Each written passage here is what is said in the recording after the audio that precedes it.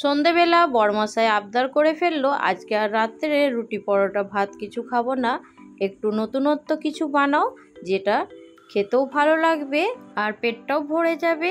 আর সেই রকমই একটা রেসিপি নিয়ে আপনাদের কাছে চলে এলাম। নমস্কার, কেমন আছেন সবাই? আশা করছি সবাই খুব ভালো আছেন, সুস্থ আছেন।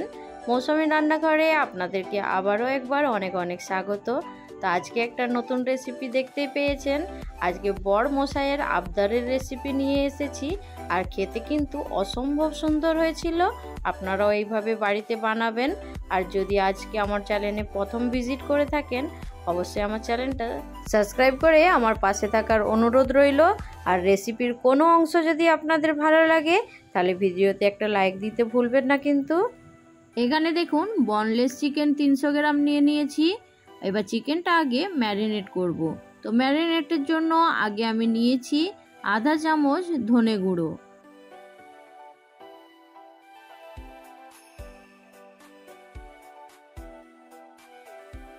এখানে দেব হাফ চামচ জিরে গুঁড়ো।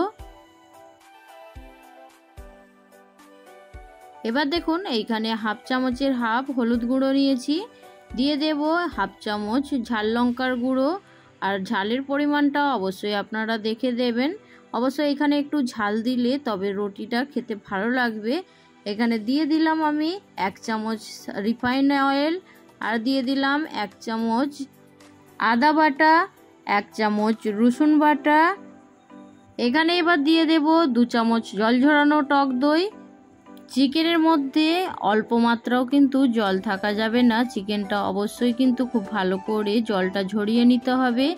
আর এইখানে দিয়ে দিচ্ছি আমি স্বাদ মতো নুন। ম্যারিনেটের সময় কিন্তু জল দেওয়া যাবে না, চিকেনটা শুকনো শুকনোভাবেই এইভাবে খুব ভালো করে ম্যারিনেট করে নিতে হবে। আর জল থাকলে কিন্তু যখন রুটির মধ্যে দেবেন তখন দেওয়া যাবে না, অবশ্যই এই কথাটা একটু মাথায় রাখবেন।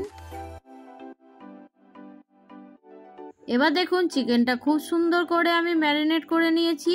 আর দই থাকার কারণে কিন্তু চিকেনটা খুব সফট হয়ে যাবে। আর এই রেসিপিতে চিকেনকে আলাদা রান্না করার কোনো দরকার নেই। চলুন তাহলে দ্বিতীয় স্টেপ শুরু করব। এইখানে নিয়ে নিয়েছি একটা কাঁচি আর একটা বাটি। এই বাটির মেজারমেন্ট হিসেবেই আমি ময়দা নেব। আর আজকের রেসিপিটা সম্পূর্ণ ময়দা দিয়েই বানাবো। তো এইখানে আমি দেখুন 1 বাটি, 2 বাটি,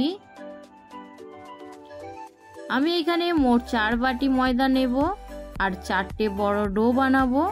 4 বাটি ময়দা নিয়ে নিলাম, দেখে নিন।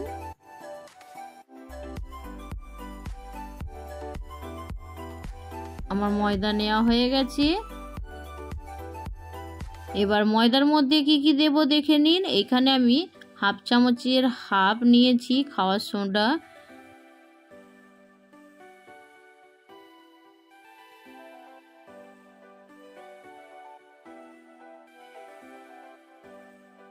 হাফ চামচ দিয়ে দেব বেকিং পাউডার,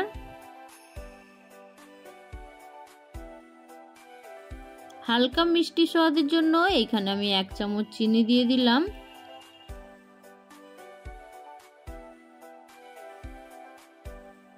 এবার দিয়ে দেব স্বাদ মতো নুন।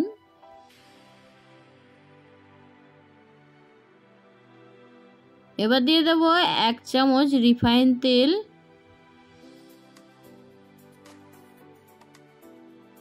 এইখানে আমি দেখুন দই নিয়েছি 3 টেবিল চামচ। দইটা দেওয়ার পরে এখানে দেখুন হালকা গরম জল নিয়েছি। আর ডোটা আজকে আমি গরম জল দিয়েই বানাবো, সেই জন্য হালকা গরম জল করে নিয়েছি। দেখুন এবার খুব ভালো করে ময়দাটা মেখে নিতে হবে।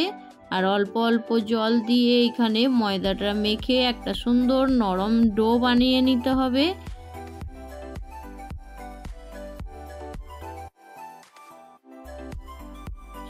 এখানে দেখুন অল্প অল্প জল দিয়ে সুন্দর একটা ডো বানানোর চেষ্টা করছি।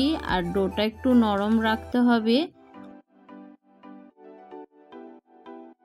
ডোটা নরম হলে রুটিটাও কিন্তু খুব সুন্দর বানানো যাবে। দেখুন আমি ডোটা যে বানিয়েছি একটু নরম রেখেছি, আর এটা কিছুক্ষণ রেখে দিলে আরও সফট হয়ে যাবে।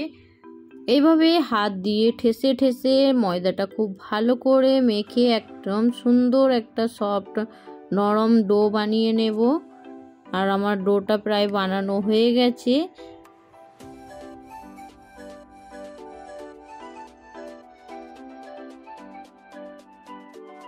দেখুন ময়দার ডোটা একদম রেডি হয়ে গেছে। এটা এখন 10 মিনিট ঢাকা দিয়ে রেখে দেব। 10 মিনিট পরে আবারও ফিরে আসছি। 10 মিনিট হয়ে গেছে। 10 মিনিট পরে ফিরে এলাম আর দেখুন ডোটা একদম ফুলে ডবল হয়ে গেছে আর খুব সুন্দর একদম নরম সফট হয়ে গেছে।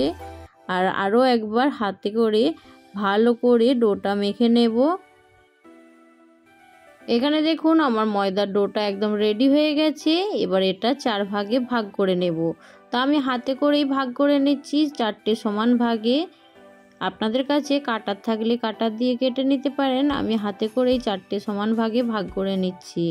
আমার 4টে সমান ভাগে ভাগ করা হয়ে গেছে, দেখতে পেয়েছেন। এবার এগুলো ভালো করে একটু শেপ দিয়ে দেব। এইখানে দেখুন এবার আমি কিভাবে এটা গোল গোল করে শেপ দিয়ে দিচ্ছি আর খুব সহজ পদ্ধতিতে শেপটা দিচ্ছি, দেখতেই পাচ্ছেন। এক এক করে এইভাবেই সবগুলোকে শেপ দিয়ে দেব গোলাকার করে।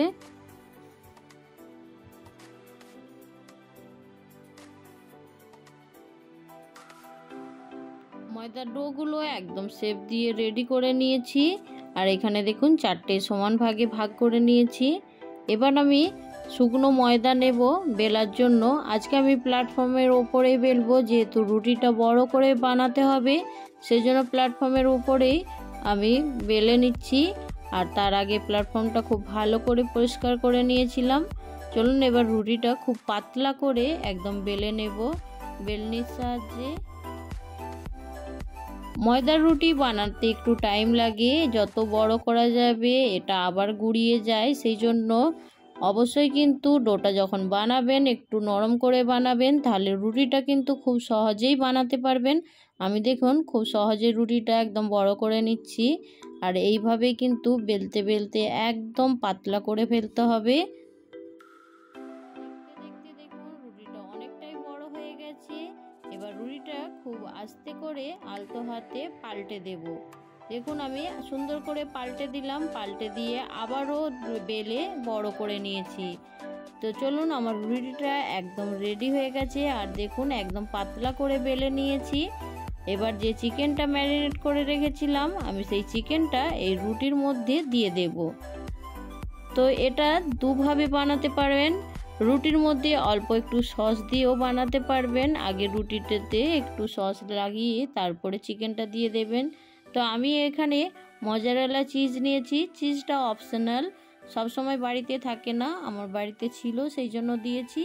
আপনারা যদি চান দিতে পারেন। আর এইখানে এবার দেখুন আস্তে করে আমি রুটিটা সুন্দর করে ফোল্ড করে নিচ্ছি। রাউন্ড রাউন্ড করে রুটিটা ঘুরিয়ে ঘুরিয়ে যেইভাবে ফোল্ড করছি এইভাবেই ফোল্ড করে নিতে হবে। এবার দেখুন রুটিটা একদম ফোল্ড হয়ে গেছে। ফোল্ড করার পরে রুটিটা আমি হাতে করে যেভাবে দেখুন ঘুরিয়ে ঘুরিয়ে একটু লম্বা করে নিচ্ছি। এইভাবে একটু হালকা করে লম্বা করে নেবেন, যেইভাবে আমি বানিয়ে নিচ্ছি। অবশ্য দেখতে পেয়েছেন, তবুও বললাম। আর দু সাইডটা একটু মুখটা মুড়ে দিলাম। আর এইভাবে এবার রাউন্ড শেপে আমি এটাকে ফোল্ড করে নেব।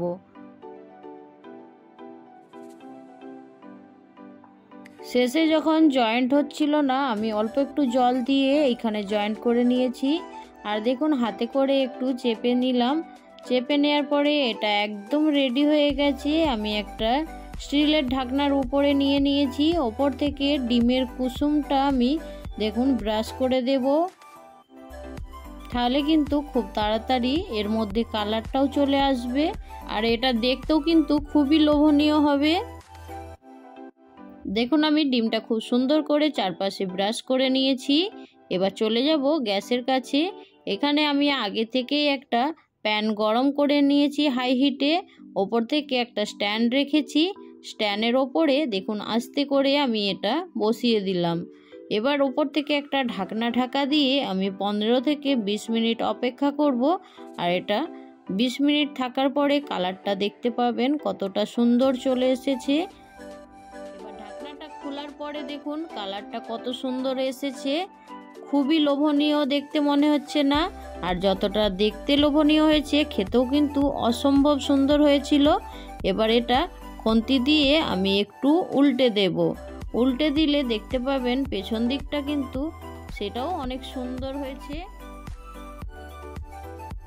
অপর পিঠটা আমি দেখুন খুন্তি দিয়ে পাল্টে দিলাম, আর পাল্টে দেওয়ার পরেও কিন্তু অনেকটাই সুন্দর হয়েছে আর পেছনটা। এবার এটা আমি প্লেটের মধ্যে নিয়ে নেব। আরও একটা বানিয়ে আপনাদেরকে দেখাবো, সেটা আমি সস দিয়ে রেডি করেছি। দেখুন এইখানে রুটিটা আমি সস দিয়ে রেডি করেছি, আর এখানে আমি একটু পিৎজা সস নিয়েছিলাম, আপনারা চাইলে এখানে কেচাপ দিতে পারেন। আর এইখানে আমি আবারও মজারেলা চিজ দিয়ে রুটিটা সেম একইভাবে রেডি করে নেব, যেভাবে আগের রুটিটা রেডি করেছিলাম। আর আপনাদেরকে কেমন লাগলো আমার রেসিপিটা অবশ্যই কিন্তু কমেন্টের মাধ্যমে জানাবেন। আপনাদের সুন্দর কমেন্ট পেলে আমারও ভিডিও বানাতে অনেক উৎসাহ বাড়ে। আর আপনারা পাশে থাকবেন অবশ্যই, আপনাদের সাপোর্ট কিন্তু খুবই দরকার।